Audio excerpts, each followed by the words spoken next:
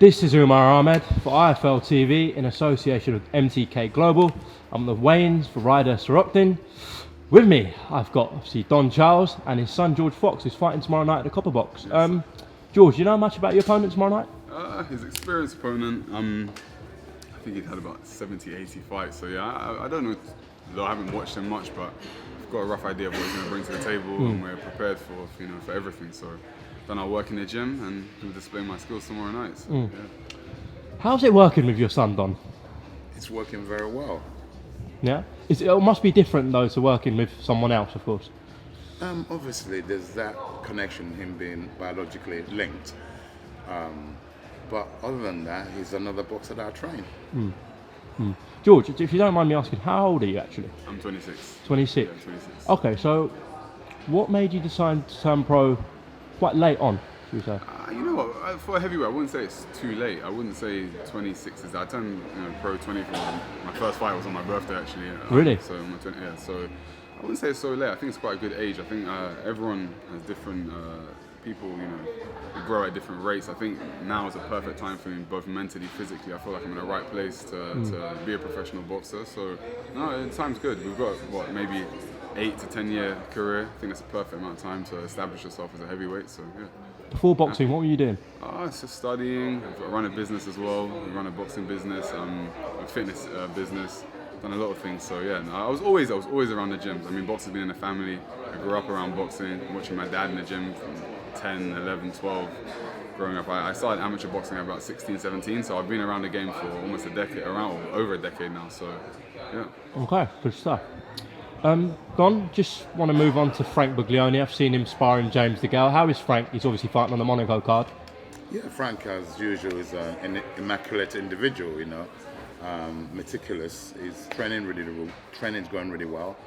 Obviously, for the date we have coming up in Monaco on the 24th of November, and he's fighting Fan Long Meng, the undefeated Chinese guy, southpaw. So yeah, we've been preparing very well for that. How's the sparring with James DeGale going? Yeah, very well. They worked well together. They've doing a number of sessions together, and we've still got about at least 4 more sessions with James. Yeah. Okay. Yeah. Okay. Obviously, a few weeks ago there was some big news announced regarding Dereck Chisora linking up with David Haye. How did that all come about, Don? Well, it's a surprise to yourself, surprise to myself. When Dereck first mentioned it to me, he was thinking of asking David Haye to manage him. I said to him, "Are you crazy?" That was my first reaction, And then when I realized it was being serious, and then once I digested it, because it was a shock to me, once I digested it, then I thought, hang on a sec, this could actually be work out really well for both parties, for Dereck. And then I said to him, ask David. If David wants to do it, I think it's actually a brilliant move, a genius move if you ask me. Then he did ask David, and I think David took a bit of time to digest it himself, I'm sure. It would have come as a shock to him. And he came back and said, yeah, I'm sure he's doing it on conditions, there are conditions. He said to Dereck, I'll manage you on the conditions, you do X, Y, Z. And basically, I think it's a great thing. The more I think about it now, the more it's a genius move by Dereck Chisora. George, what benefits do you think David can bring to Dereck? Yeah, I think at the end of when you look at David Haye, this is a guy that's been a former world champion at 2 weights. He's fought at the optimal level. He understands the ins and outs of boxing as a boxing man. So I mean, from a training perspective, we know he's a meticulous athlete. He's always fully prepared. So you're going to see a situation of I'm sure Dereck, being under watch a bit more than he usually would be, and making sure that he's in tip-top shape. I think you're going to also get a guy that's an experienced.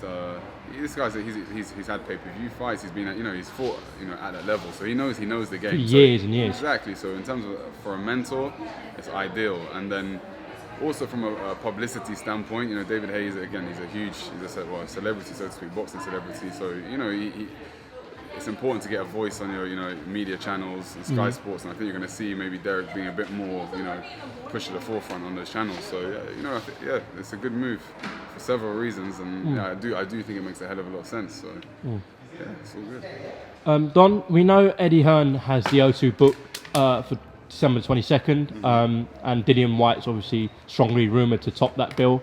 Where are we with that rematch at the moment? I'm not at liberty to say where we are because you have to ask David Haye, Chisora's manager. As a trainer, I know there's potentially that's the date we also have in mind to fight at the O2. Regardless if it's Dillian White or not. Again, I'm not at liberty to say. You have to speak to the manager. Yeah, that's fair enough. All right, listen, I appreciate your time, George. Best of luck tomorrow. Anything you want to add on IFL TV? I just, first and foremost, like obviously there's a few things being discussed here. Dereck, my father, and myself. I mean, one thing at a time. I wish Dereck, the best with everything that he does, and I'm sure he's going to do great after this move with David and staying with my dad. And regarding us, watch this space. We're going to cause some fireworks. Yeah. I'm in this game to be the best. I'm not here to make up numbers or just to be some run-of-the-mill heavyweight. So yeah, it's going to be a fun journey. I want to give some enjoyment to the fans. I want to bring back like a 80s, 90s feel to heavyweight boxing. Yes. It's a bit of Riddick Bowe, but some dancing feet as well. So yeah, it'll be fun. It'll be a fun journey. Sounds exciting, George. Journey. Listen, best of luck tomorrow again. Thank you for your time. And Don, always a pleasure to have you on IFL TV. I appreciate you talking to me. Likewise. Thank you. Thank you.